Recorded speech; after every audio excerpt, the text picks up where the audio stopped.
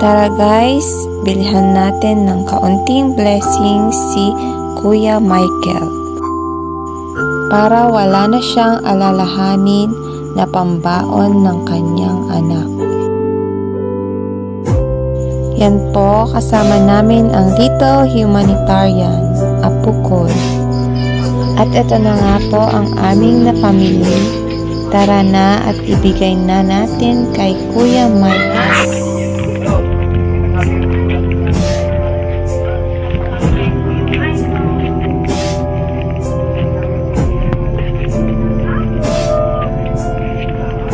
Uy, gabing-gabi na. Kakanta na ata kami ng Christmas song.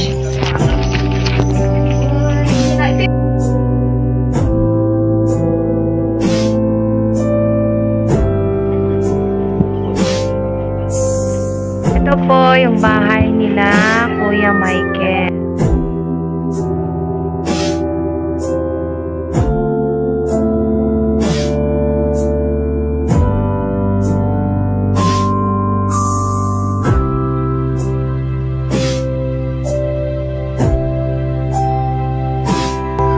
Ako si Michael, isang construction worker. Ate Grace, salamat sa biyaya na binigay mo. Ate Grace, yung sahod ko, kunti lang, pinagkasya-kasya ko lang. Yung pamilya ko, hindi sapat. Kaya, thank you Ate Grace sa biyaya na binigay mo. Kahit kunti, sapat na sa amin ito. Malaki na ang biyaya mo sa binigay mo sa akin. Ate Grace, malaking biyaya na to. Construction lang ang hanap buhay ko. Kahit mainit, tinitiis ko sa pamilya ko. Kahit pagod, tinitiis. Ako hindi pa nag-aaral. Kaya construction lang ang hanap buhay ko sa pamilya. So yung binigay mo, malaking biyaya na to. Yung anak ko, nagpapaaral pa ako. Yung isang anak ko, baby pa. Kaya yung sahod ko, may binibili ko ng pampers, gatas. Kaya hindi sapat. Kaya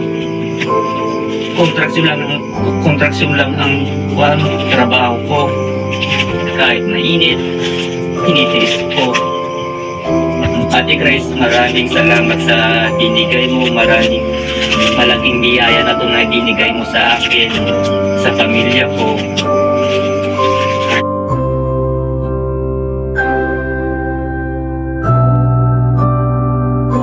Ang construction worker po, Kuya, marangal na trabaho na yon.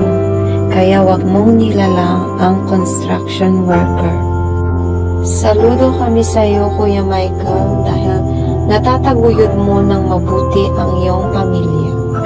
Ate Grace, maraming salamat sa binigay mo na pang-araw-araw namin. May bana yung anak ko, may pagkain na yung isa kong anak na malit pa. At ito, favorite niya to. Ate Grace, maraming salamat sa blessing na binigay mo sa akin. Kaya nagpapasalamat ako sa iyo na maraming salamat, Ate Grace.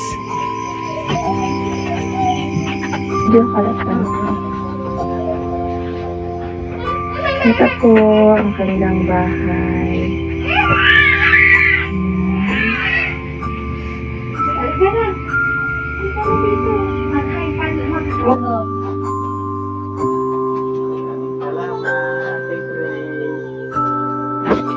Binigay mo.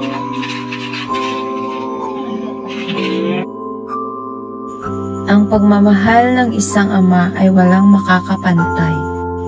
Hindi alintana ang pagod at pananakit ng katawan, mabigyan lang tayo ng magandang buhay. Gagawin nilang lahat upang makapag-aral at magpatuloy tayo sa buhay. Hindi man nila pinapakita kung gaano na sila kapagod dahil isang ngiti lang ng kanilang mga anak, uwi na agad ito. Saludo kami sa iyo, Manong Michael, mula sa Amazing Yags Channel. Kuya Michael,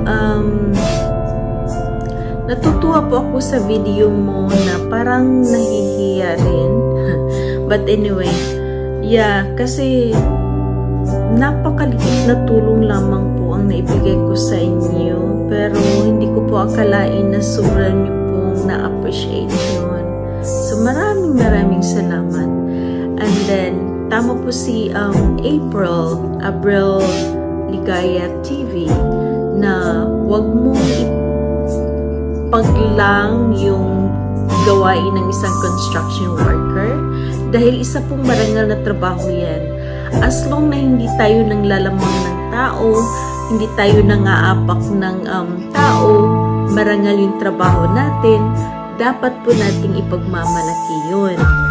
So, sa status ng buhay mo, ganun naman talaga.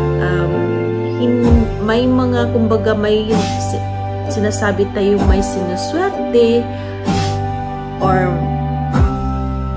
ewan ko kung dapat ko bang sabihin may minamalas kasi siguro depende rin kasi siguro yan sa the way na magsikap tayo. So yun naman po ang masasabi ko rin sa iyo, never stop kahit sa ganyan na status na ang sinasabi, kumbaga sinasabi mo isa ka lang construction worker, so at least kung gusto mong maangat yung buhay ng pamilya mo, gawin mo na lang magsikap para sa mga anak mo. Kagaya din ng ginawa ng papa ko noon. Dahil yung papa ko rin ay galing din siya sa napakahirap na sitwasyon ng buhay. Dahil magsasaka din yung magulang niya and then maagang nawala yung tatay niya. Kaya yung papa ko ang parang naging tatay ng mga kapatid niya. So yun, ginawa niyang challenge sa buhay. Nagsikap siyang magbuti, tinulungan niya yung mga kapatid niya. Dahil yung lola ko ay umalis, pumunta ng Manila para mag-ano bilang katulong. Tama ba? Hindi. Basta yun ang ano ng papa ko. So, bali yung papa ko na lang ang naging nanay at tatay para sa mga kapatid niya. So, ang ginawa niya, nagsikap siya mabuti. Yun, nag-aararo siya. Mas nauna pa yatang nag-graduate yung mga kapatid niya kaysa kanya. Ewan ko, basta yun, tama. Ewan ko kung tama ako, basta yun ang naalala ko. And then, yun din ang nilagay niya palagi sa sarili niya. Kailangan niya magsikap dahil ayaw niyang maranasan ng mga anak niya. Kami mga anak. So, 7 kaming magkakapatid. Yun, sa awa ng Diyos, lahat kami naitaguyod. So yun, huwag kang mawala ng pag-asa. Malay mo, yung mga anak mo ang magdala ng swerte para maangat yung buhay nyo. So, hangang-hanga po ako sa iyo dahil isa kang magiting na tatay para sa pamilya mo. So, yun lang po. Magsikap ka lang ng mabuti para sa pamilya mo. And then, of course, higit sa lahat ay mag-pray. Yung prayers talaga, yun ang pinaka-the best weapon. Higit po sa lahat. So, sandal lang po tayo kay Papagad palagi sa taas kay Lord. Siya lang, wala nang iba. Okay? So, hangang-hanga po ako sa iyo, Kuya Michael. Sana, bigyan pa tayo ng maraming grasya para malay mo, madagdagan natin ang tulong. Yeah. So, mag-pray lang tayo. At sa aking 3 amazing Yags Angels dyan sa San Juan, La Union, maraming salamat din sa inyo. Myra Cabanban Montejo, Apokoy Vlog, April Manar or April Ligaya TV, and Martins Cabanban Casilia.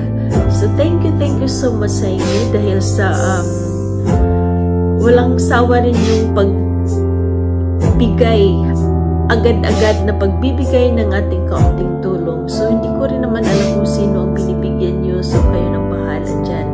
At I appreciate a lot too for dahil tinatry yung ano ba tawagin, pasensya na yung utak ko blanco kasi walang tulog, but anyway, I appreciate a lot kasi tinatry yung i-edit na lahat yung video para at least ready ko nang mai-upload kaagad. Yeah, so yun nga lang, nagkaroon siya ng CPR kaya hindi ko na-upload kaagad.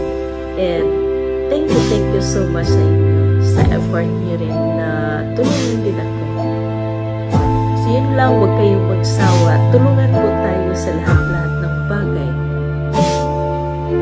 And as always, sa ating Team Lintik Power Forces na pinangungunahan ng ating Reynang Lintik, Nat Lintik, salamat. Masaya po ako na sa grupo natin na kahit ganitong bagay na maliit na charity, but marami tayong napapasaya. Di po ba? Yeah, so salamat Nat Lintik, and to all Team Lintik Power Forces. Mabuhay po tayong lahat. God bless all of us.